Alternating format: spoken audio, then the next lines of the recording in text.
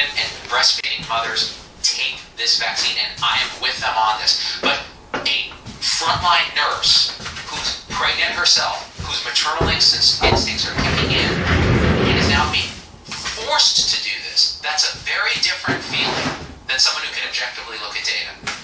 It just is. These are human beings. Take it to the next level. You've sacrificed your 20s for healthcare, which is your calling. You're a nurse or you're a doctor or whatever it is. You have delayed having kids because you have no choice. You're dedicated to this profession that is sucking your 20s away because it called you. You had no choice. This is who you are, helping other people. So now you're taking fertility treatments. And after cycle and thousands of dollars, you finally have conceived. Now they're telling you have to take a vaccine right now or lose your job. What does that feel like to the pregnant mother or the spouse of that pregnant mother? Right? This is who a federal mandate is affecting in healthcare. Right? So people who don't have the training to actually understand the vaccines are safe and effective and a better alternative to COVID. Those who had COVID and have natural immunity and are just like, what? And those who actually have these kind of medical and ethical concerns that aren't being properly heard. They may not fully be valid based on the data, but they better be heard. Okay, now, what happens when 70,000 healthcare workers in New York get fired? There was a staffing crisis before this pandemic. This will make it an order of magnitude worse. How many people will the mandates actually get to be vaccinated incrementally? According to Vinay Prasad, across the population, it's probably only 3 to 7% more people will get vaccinated due to mandates. What's the downside of this healthcare mandate firing these people? Now, you understaff hospitals, COVID patients don't get care, non-COVID patients don't get care, elective surgeries don't happen and then become unelective emergency surgeries. People with appendicitis, people with cancer, people, a kid with sepsis. Those are the people that can suffer when we don't have enough staff to staff the beds. It's not that we don't have the beds, we don't have the staff for the beds. So, what will vaccinating this incremental number of staff actually do? Well, we're going to talk about the pros in a second. We'll talk about what it does.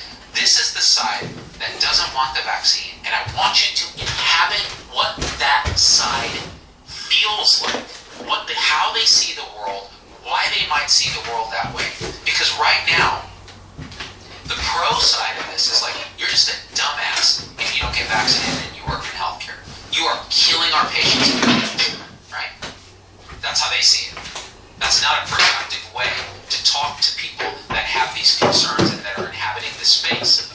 The way they feel is, hey, we're wearing all this PPE and apparently that was enough to keep everybody safe before. Why isn't it now? That's how they see it, right? So you better sit compassionately and understand this. So what's the pro side of this? The pro side of this, right, is, hey, we've had mandates for a lot of things. Seatbelts, childhood vaccines, PPD for healthcare workers, MMR for healthcare workers, hepatitis shots for healthcare workers. These things have been part and parcel of this space for years. This is nothing new. These things are probably not illegal to mandate. It's very reasonable to do that. Now, the con side would say that these are new vaccines, but the pro side would say Pfizer vaccine is now FDA approved. They've looked at all the data. Okay, so mandates aren't new. Now, you could argue, well, but those mandates worked over years. We're trying to make this work over a short period of time. It may not have the same effect. And will the mandate cause more harm than good? Okay, that's a reasonable counter-complaint. Now, on the pro side also is, hey, these vaccines reduce the risk of infection by 5-fold, the risk of death and disability and being hospitalized by 10-fold in those worst situations like Delta. So if you're in healthcare, you need to get this vaccine because, first of all, you're at higher risk of being in the hospital. Second of all, we're trying to model behavior for our patients. If we have, CNAs running around telling patients they're not getting vaccinated because this thing is experimental, that is very damaging to people who are quite vulnerable. And yes, you can transmit to a patient if you're unvaccinated and you get even an asymptomatic infection and you slip your mask off for a second and you transmit to them. So yes, you can hurt patients. So there's a real care versus harm here thing.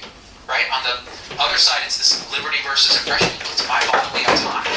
Here, it's like, well, your bodily autonomy ends when you put others at risk. So We have mandates in hospitals. It's not unreasonable to ask you to keep patients safe. Now, you can see why there's nuance here. This is a pandemic. These are new vaccines, and all the reasons I talked about. But inhabit the pro space for a second. You just have trouble understanding why somebody in healthcare especially would not get vaccinated, especially when there's a gradient. This is part of the problem. There's the Dunning-Kruger effect, right? But it's a continuum. So on the low end, when you don't have enough training, you overestimate what you know. Oh, these vaccines are going to cause spike protein toxicity and ovarian failure. Okay, wrong. But as you learn more, as you get more training, there's another cognitive distortion, which is overestimating what other people know. Oh, well, I know these vaccines. I've looked at the data. Why doesn't everyone just get the vaccine? Because they can't. They don't even have the training to be able to process it the way that you did. So yeah, 90+% of doctors are vaccinated, and less of nurses, but the higher educated nurses are more vaccinated, and so on and so on. So we need education, right? So on the pro side, we need to understand where are our biases and how do we overcome them, right?